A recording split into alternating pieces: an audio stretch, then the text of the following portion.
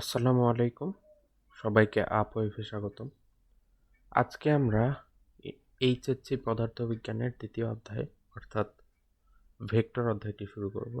তো ভেক্টর এমন একটি অধ্যায় যেটি ছাড়া আমরা ইন্টারমিডিয়েটের কিছুই বুঝতে পারি না। আসলে আমাদের দেখা যায় নিউটনিয়ান বলবিদ্যা, কাজ শক্তি ক্ষমতা, মহাকর্ষ অভিকর্ষ, এছাড়াও মোটামুটি যতগুলো অধ্যায় আছে প্রতিটা ক্ষেত্রেই দেখা যায় আমাদের ভেক্টরটা কাজে লাগাতে হয়।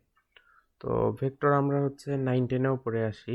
9-10-এ ম্যাথমেটিক্সে আমরা ভেক্টর পড়ি, কিন্তু ওখানে শুধু ভেক্টরের যেসব গাণিতিক প্রমাণ অর্থাৎ জ্যামিতিক যেসব প্রমাণ উপপাদ্যর মাধ্যমে আমরা পড়ে থাকি। কিন্তু ইন্টারমিডিয়েটে ভেক্টরটা আছে পদার্থবিজ্ঞানে, যেটা আমরা প্রায় আমাদের দৈনন্দিন জীবনের সব ক্ষেত্রেই ব্যবহার করে থাকি এবং আমরা দৈনন্দিন জীবনের অনেক কিছুই এই ভেক্টরের মাধ্যমে সহজেই সমাধান করে ফেলতে পারি। তো আজকে আমরা ইনশাল্লাহ ভেক্টর শুরু করব এবং ভেক্টরের একটা কমপ্লিট সিরিজ হচ্ছে এইটা। তো আশা করছি সবাই এই জার্নিতে আমাদের পাশে থাকবে। তো শুরু করা যাক। তো ভেক্টর আসলে কি? ভেক্টর তোমরা 9-10-এই পড়েছো যে ভেক্টর কি, যে যার মান আছে এবং দিক আছে। কিন্তু এইটা দ্বারা আসলে বোঝায় কি, সেইটা তো আমরা 9-10 হয়তো অনেকেই বুঝে গেছে, অনেকেই বোঝা নাই। তো যেহেতু সবার জন্যই ভিডিওটা, তো এইটা আজকে আমরা ইন্ট্রোডাকশনের মাধ্যমে ভিডিওটা শুরু করছি। তো ভেক্টরের যে বেসিক কথা, যে যার কি মান এবং দিক উভয়ই আছে, যার মান এবং মান এবং দিক আছে। এখন ভাইয়া মান এবং দিক বলতে কি বোঝাচ্ছেন? মান কি আর দিক কি? ধরো একটা তোমার দ্রুতি দেওয়া আছে, বা তোমার ভর জিজ্ঞেস করা হলো, বা কোনো একটা দিনের নির্দিষ্ট দিনের তাপমাত্রা জিজ্ঞেস করা হলো, তখন তুমি কি বলো? অবশ্যই শুধু হচ্ছে মানটা বলো। যেরকম ধরো বলা যায় যে 40 মিটার/সেকেন্ড দ্রুতিতে একটা গাড়ি যাচ্ছে, অথবা বলতে পারো 298 কেলভিন বা 25 ডিগ্রি সেন্টিগ্রেড আজকের তাপমাত্রা বলতেই পারো, অথবা বলতে পারো তোমার ভর হচ্ছে 50 কেজি। ঠিক আছে, এখন এইগুলা রাশির ক্ষেত্রে দেখো আমাদের কিন্তু শুধু মানটা নিয়ে কল্পনা করলেই হচ্ছে যে আমার 40 মিটার/সেকেন্ড দ্রুতিতে যাচ্ছে, তারপর 50 কেজি ভর, আর 25 ডিগ্রি সেলসিয়াস তাপমাত্রা। ঠিক আছে, কিন্তু কিছু কিছু রাশি আছে যেগুলোর জন্য আমাদের মানের পাশাপাশি দিকটাও জানা প্রয়োজন হয়। যেমন ধরো বেগ, তারপর বল, আর কি বলা যায়, কৌণিক ভরবেগ বলা যায়। আচ্ছা, মোটামুটি এই কয়টাই ধরে রাখো যে আমরা এই কয়টা সম্পর্কে সব মানে বাস্তব জীবনের সব ক্ষেত্রে প্রায় ব্যবহার করি, যদিও বেগ আর বলটাই সবচেয়ে বেশি ব্যবহার হয়। কৌণিক ভরবেগটাও আমরা বাস্তব জীবনে অতটা ইউজ হতে দেখি না, বা হইলেও আমরা সেটা নিয়ে এত গবেষণা করি না। করা হয় যারা বিজ্ঞানের বিভিন্ন ক্ষেত্রে পড়াশোনা করে, তাদের ক্ষেত্রে আমরা এসব ইয়ে করি। তাহলে এখন ভাইয়া এই বেগ, বল, কৌণিক ভরবেগ এগুলোর ক্ষেত্রে আমার ভেক্টর বলা হয় কেন? আচ্ছা ভাইয়া, এখন এই দ্রুতি আর বেগের ভিতরে পার্থক্য কি? দ্রুতি হচ্ছে, ধরো তুমি একটা দিকে একটা নির্দিষ্ট সময়ে যাচ্ছ। ধরো এখন তোমার ক্ষেত্রে দিকটা কল্পনা করা হচ্ছে না, তোমার শুধু বলা হলো যে ওর প্রতি মুহূর্তে কতটুকু দূরত্ব অতিক্রম করছে। ধরো তুমি প্রতি সেকেন্ডে 40 মিটার দূরত্ব অতিক্রম করছো, তখন সেটা বলা হয় দ্রুতি। কিন্তু বেগ কি? বেগের ক্ষেত্রে আমরা কল্পনা করতে পারি যে আমার নির্দিষ্ট দিকে কত দ্রুতিতে কোনো একটা বস্তু চলছে। ঠিক আছে, ধরো আমার একটা গাড়ি উত্তর দিকে 40 মিটার/সেকেন্ড বেগে যাচ্ছে। এখন এই যে দেখো, আমি মানটার সাথে কিন্তু দিকটা উল্লেখ করেছি যে আমার গাড়িটা উত্তর দিকে 40 মিটার/সেকেন্ড বেগে যাচ্ছে। এখন এই দিক বরাবর এর একটা নির্দিষ্ট বেগ, ধরো এটা v1 ধরলাম। কিন্তু কিছুক্ষণ পর দেখা গেল যে গাড়িটা তার দিক পরিবর্তন করে পূর্ব দিকে 40 মিটার/সেকেন্ড বেগে যাওয়া শুরু করলো। এই ক্ষেত্রে দেখো এর কিন্তু বেগের পরিবর্তন হয়ে গেল, কিন্তু যদিও এর দ্রুতির মানটা সমান, কিন্তু বেগটা পরিবর্তন হয়ে গেছে। যে এটা v2 হয়েছে, এটা কি বলছে পূর্ব দিকে, আর আগে কি ছিল, 40 মিটার/সেকেন্ড উত্তর দিকে, ঠিক আছে?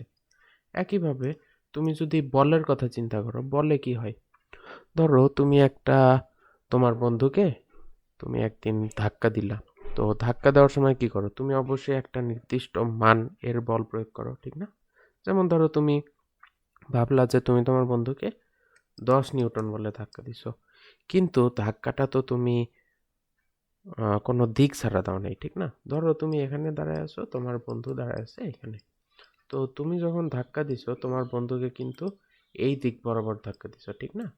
তাহলে আমার দেখো বলের ক্ষেত্রে আমার কি করা লাগতেছে? এই 10 নিউটন মানটাও যেমন প্রয়োজনীয়, তেমনি দিকটাও প্রয়োজনীয়। এখন দেখো তুমি যেহেতু এই দিক বরাবর ধাক্কা দিয়েছো, তাহলে তোমার বন্ধু কি হবে? অবশ্যই সামনের দিকে যাবে। আবার তুমি যদি হচ্ছে ওকে ওর মাথার উপরে একটা চাপ দিতে, ও কি হইতো? ও বসে পড়তো। তাহলে ওই ক্ষেত্রে ওর উপর 10 নিউটন বল প্রয়োগ করার কারণে ওর দিকটা অন্যদিকে পরিবর্তন হইতো, ঠিক না? তো এইরকম আমরা হচ্ছে আমাদের বাস্তব জীবনে যেসব ভেক্টর ইউজ করি সবগুলোর ক্ষেত্রেই ভেক্টর বলতেই তো বোঝায় যে মান এবং দিক উভয়ই থাকবে। তো বাস্তব জীবনে আমরা যেসব কাজ না তো, যেসব বল প্রয়োগ করি বা কোনো একটা গাড়ি যখন কোনো দূরত্ব অতিক্রম করে, সবগুলোর ক্ষেত্রে আমরা আসলে ভেক্টরটা ইউজ করি। কারণ কি? কারণ আমাদের বাস্তব জীবনে আমরা প্রত্যেক ক্ষেত্রে একটা নির্দিষ্ট দিকে বল প্রয়োগ করি বা নির্দিষ্ট মান প্রয়োগ করে বল প্রয়োগ করি, যা এখানে আমার দিক এবং মান দুইটাই গুরুত্বপূর্ণ।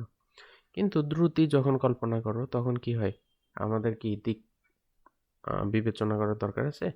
অবশ্যই না। কারণ আমি শুধু এর মানটা জানতে চাচ্ছি যে এ হচ্ছে কত প্রতি সেকেন্ডে কত মিটার দূরত্ব অতিক্রম করছে, কিন্তু কোন দিকের দূরত্ব অতিক্রম করছে এটা আমাদের জানার প্রয়োজন নেই।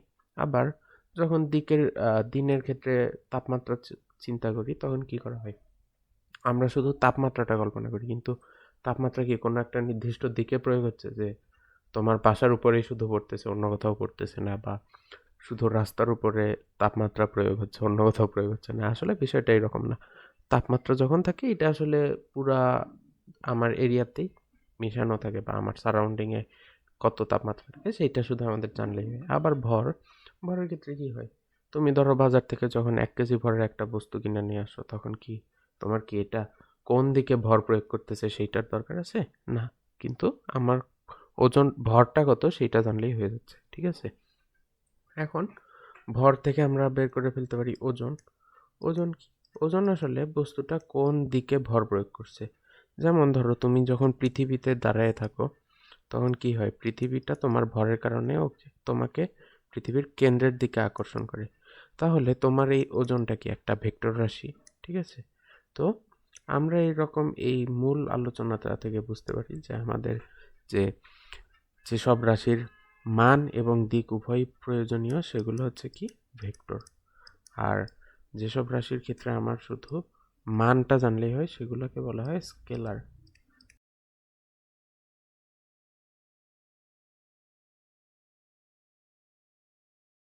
তো এই রাশিগুলোকে, যেগুলো শুধু মান জানলেই হয়, সেগুলোকে বলা হয় স্কেলার রাশি। আর যে রাশিগুলোতে মানের পাশাপাশি দিকটাও জানা প্রয়োজন সেটা হচ্ছে ভেক্টর রাশি, ঠিক আছে? এখন আসো আমরা একটু বইয়ের অ্যাপ্রোচে আগাই, যে আমাদের কোনগুলো আসলে ভেক্টর রাশি, কোনগুলো আসলে স্কেলার রাশি, বা ভেক্টর রাশি আর স্কেলার রাশি বলতে কি বোঝায়।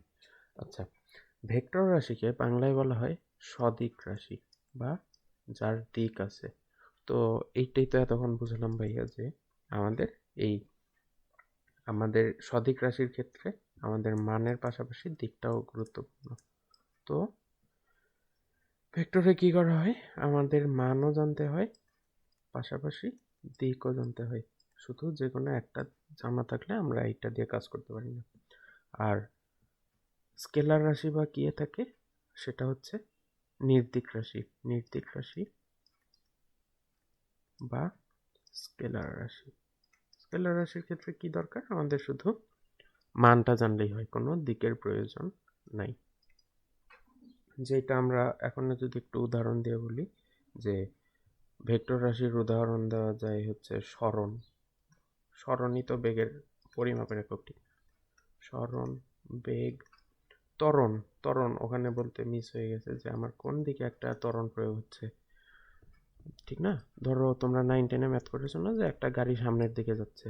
এখন তোমার যদি এই দিক বরাবরই ত্বরণ হয় তাহলে কি হবে? এর বেগটা আস্তে আস্তে বাড়তে থাকবে।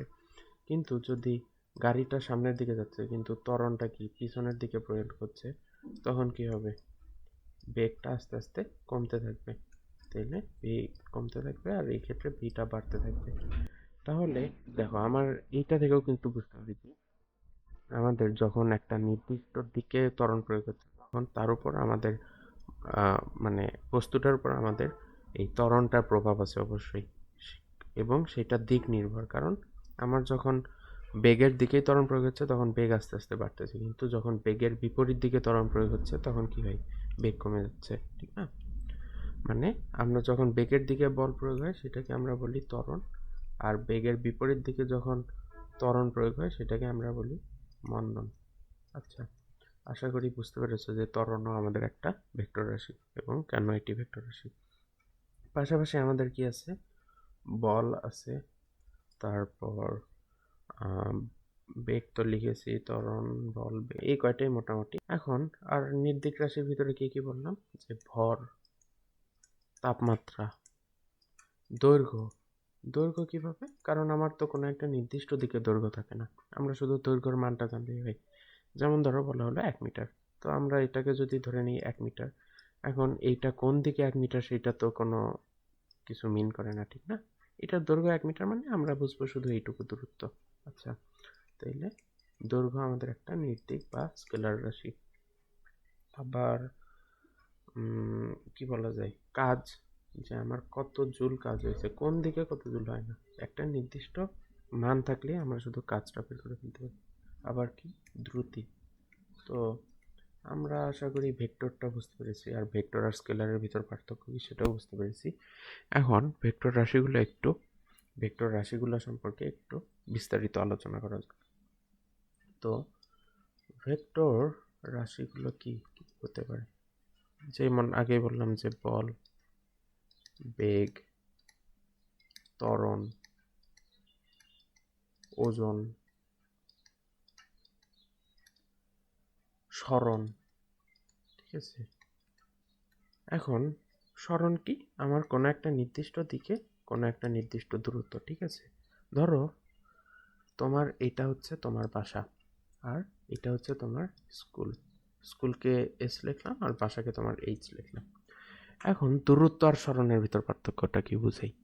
ধরো তোমার বাসা থেকে এই স্কুল পর্যন্ত যে নির্দিষ্ট একটা দূরত্ব, সরাসরি দূরত্ব, সেইটাকে আমরা বলি সরণ। বা তুমি তোমার বাসা থেকে স্কুলে তুমি বাসা থেকে স্কুলে প্রথমে এই দিকে গেছো, তারপরে এই দিকে গেছো, তারপরে এখানে গেছো, তারপর এখান থেকে সোজা রাস্তায় তোমার স্কুলে গেছো। যা তোমার রাস্তার উপর নির্ভর করতেছে যে তুমি কত দূরত্ব অতিক্রম করছো, ঠিক আছে? কিন্তু তোমার আসলে সরণ কতটুকু হয়েছে? তোমার বাসা থেকে সরাসরি স্কুলের ভিতর যে দূরত্ব সেইটা। আর তুমি যে রাস্তায় দূরত্বটা অতিক্রম করছো এটা হচ্ছে কি? দূরত্ব, ঠিক না? তো এখন এই দূরত্বটা কিন্তু আমি শুধু বলতে পারি যে আমার তোমার স্কুলে যাইতে মনে করো 50 কিলোমিটার দূরত্ব অতিক্রম করতে হয়েছে। তাহলে এইটার ক্ষেত্রে আমাদের মানের কিন্তু কোনো দরকার নেই। তাহলে তুমি কি বলতে পারো যে তুমি যে রাস্তাটায় গেছো এই পুরাটার দূরত্ব হচ্ছে 50 কিলোমিটার। কিন্তু সরণ বলতে কি বোঝায়? ধরো তোমার এটা বাসা হচ্ছে এটা দক্ষিণ দিকে, এটা হচ্ছে উত্তর দিকে।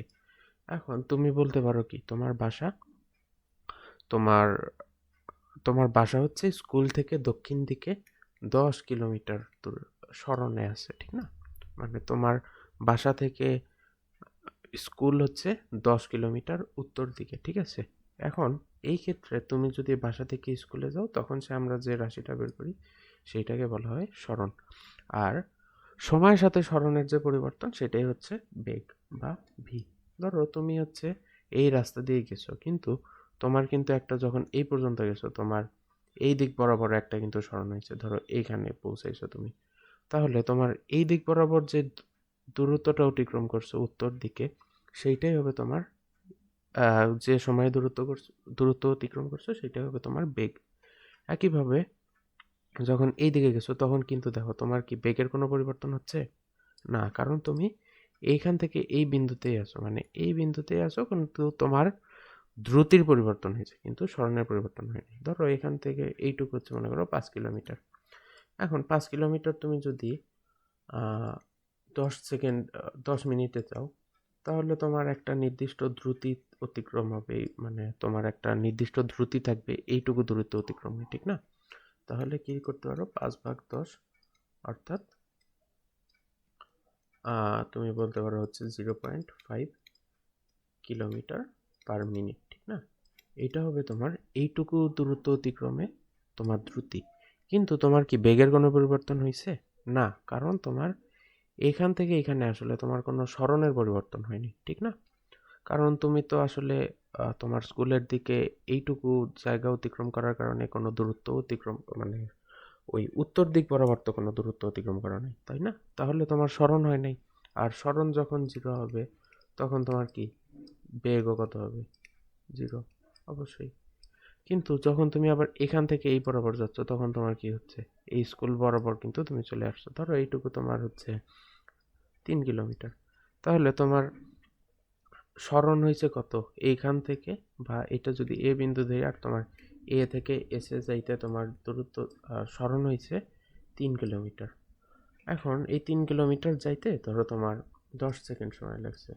তাহলে তুমি কি বলতে পারো, তোমার দূরত্ব, তোমার বেগ হচ্ছে এইটুকু পর্যায়ে বা এস দূরত্বে ছিল তোমার বেগ 0.3 কিলোমিটার/সেকেন্ড, ঠিক আছে?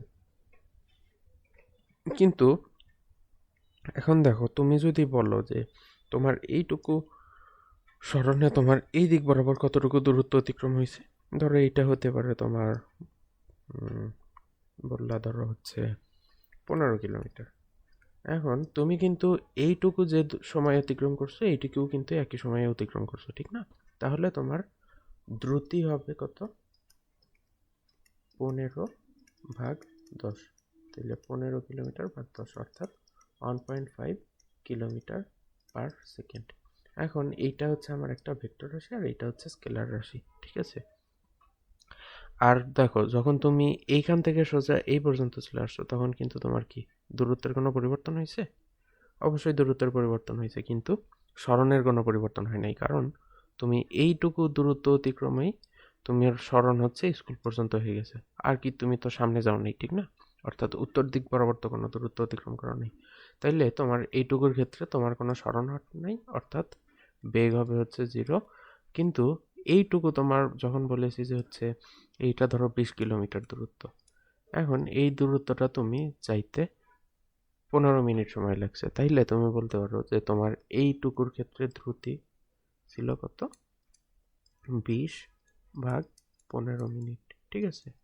তাহলে এইটুকুর ক্ষেত্রে তোমার দূরত্ব হইল ওই কিছু একটা আসবে, এটা কিলোমিটার/মিনিট আসবে, ঠিক আছে? আশা করি তুমি দূরত্ব আর সরণ এবং বেগ ও দ্রুতির ভিতরে পার্থক্যটা বুঝতে পারছো। এখন আসি তল। আমাদের তলও একটা ভেক্টর রাশি হতে পারে, এটা একটা মজার বিষয়। ধরো তল বলতে কি বোঝাচ্ছি, ধরো ভাইয়া এটা একটা টেবিল, ধরো এইটা একটা টেবিল। এখন টেবিলের 4টা পা দিয়ে দেই, এখানে একটা পা আর এখানে একটা পা, ঠিক আছে? এখন এই টেবিলের উপরে আমার যে কোনো দিকে একটা বস্তু থাকতে পারে, এইদিকে এইদিকে, ধরো আমি কয়েকটা স্কেল রেখে দিছি এইভাবে। এখন এই তলটা তো তলের কি, আমরা শুধু ক্ষেত্রফল জানলেই তো আমাদের কাজ হয়ে যায়, ঠিক না? এর তো কোনো দিক নেই, কারণ তলটা আমার অবশ্যই একটা, মানে ভূমির উপরে থাকবে অবশ্যই, অথবা কোনো একটা টেবিলের উপর থাকতে পারে, অথবা কোনো দেয়ালের সাথে থাকতে পারে। এখন দেখো, আমাদের তলটাকে কেন ভেক্টর বলা হয়? কারণ আমাদের তলের ক্ষেত্রে কি করতে হচ্ছে, আমাদের এই তলটা কার উপরে আছে সেটাও কিন্তু বিবেচনা করতে হচ্ছে, ঠিক না? তুমি যদি বলো তোমার রুমের দেয়ালের সাথে তলটা আছে, তাহলে কিন্তু এর ক্ষেত্রফল যদিও সমান হতে পারে, কিন্তু এর অবস্থান ভিন্ন হওয়ার কারণে কিন্তু আমরা তলটাকে অন্যরকম ভাবে কল্পনা করব। আবার যদি বলা হয় যে তোমার 10 বিঘা জমি আছে, তাহলে তুমি কি করবা? এটা অবশ্যই ভাববা যে এই তলটা কিসের উপর আছে, মাটির উপরে, ঠিক না? তো এই জন্য আমাদের তলের ক্ষেত্রে আমাদের ভেক্টর জিনিসটা কল্পনা করতে হয়। এখন তলের ক্ষেত্রে ভেক্টরটা কিভাবে ধরবো ভাইয়া? তল হচ্ছে কি আমাদের তলটার সাথে লম্ব বরাবর একটা উপরের দিকে বা সমকোণে থাকে যেটা, ঠিক আছে? যখন ধরো তুমি এটা ভাবতে পারো যে তোমার ভূমির উপরে একটা গাছ, তাহলে তোমার তলটার দিক হবে কি এই গাছের দিক বরাবর, ঠিক আছে? একইভাবে ধরো তুমি যদি বলো যে তোমার আহ, বাসার দেয়ালের সাথে একটা হ্যাঙ্গার টানানো আছে, তাহলে হ্যাঙ্গারটা যে দিকে টানানো আছে সেইটা হবে তোমার দেয়ালটার তলের দিক, ঠিক আছে? তাহলে আমরা এই ক্ষেত্রেও কি বলতে পারি যে তলের ক্ষেত্রে আমাদের কি তল এবং তলের সাথে লম্ব বরাবর উপরের দিকে বা নিচের দিকে যে দিকটা থাকে সেটি আমার হচ্ছে এই তল ভেক্টরটার দিক। আর বলের কথা তো বললামই ভাইয়া, বল হচ্ছে কি আমরা একটা নির্দিষ্ট দিকে বল প্রয়োগ করি। আবার কেন্দ্রমুখী বলও ওই রকম যে আমাদের একটা ধরো বস্তুকে ঘোরাচ্ছি, ধরো তুমি একটা সুতা বেঁধে একটা পাথরকে ঘোরাচ্ছ, তখন কি করো? অবশ্যই ভিতরের দিকে একটা টান প্রয়োগ করো। তো এইটা হচ্ছে কেন্দ্রমুখী বল বা সেন্ট্রিফিউগাল ফোর্স, ঠিক আছে? তো এইটাকে বলে কেন্দ্রমুখী বল। আচ্ছা ভাইয়া, আবার যদি টর্কের কথা বলি, টর্কে আমরা কি করতে পারি? ধরো একটা চাকা আছে, তো চাকাকে ঘোরানোর জন্য কি করবো? অবশ্যই তুমি এর উপরে বা নিচের দিকে বরাবর কোনো একটা দিকে বল প্রয়োগ করবে, ঠিক না? তো আমার টর্কের, আমরা যদি নিউটনিয়ান বল হইতে পারি তখন ইনশাল্লাহ দেখতে পারবো যে টর্ককে বলা হয় টাউ, বা টাউ সমান কি লেখা যায়? আর ক্রস এফ, বা এই এর মানটা কি অবশ্যই হবে কি এই যে চাকাটার ব্যাসার্ধ হচ্ছে আর, এবং এর সাথে তুমি যে একটা নির্দিষ্ট দিক বরাবর বল প্রয়োগ করতেছো সেইটার গুণফল, ঠিক আছে? তো আমরা ইনশাল্লাহ টর্কও দেখতে পারবো। তো আশা করছি যে ভেক্টর জিনিসটা কি সেইটা তোমার মাথায় ঢুকে গেছে। তো ভেক্টর আসলে কি, আবার যদি একটু রিভাইজ দিই, যে যার মান এবং দিক উভয়ই আছে, এবং আমরা কোনো একটা জিনিসকে বোঝার জন্য যে মানের পাশাপাশি দিকটাও জানার প্রয়োজন হয় সেটা হচ্ছে ভেক্টর রাশি। আর যে রাশিটা শুধু মান জানলেই হয়, দিক জানার কোনো প্রয়োজন হয় না, সেটা হচ্ছে স্কেলার রাশি, ঠিক আছে? তো ইনশাল্লাহ সামনের একটা ভিডিওতে দেখা হবে, এবং সেই ভিডিওতে আমরা ভেক্টর কয় রকম এবং ভেক্টর কি কি কাজ করে সেগুলো সম্পর্কে দেখে থাকবো, ঠিক আছে? আচ্ছা, সবাইকে আবারও সালাম জানিয়ে আজকের ভিডিওটা শেষ করছি। আসসালামু আলাইকুম।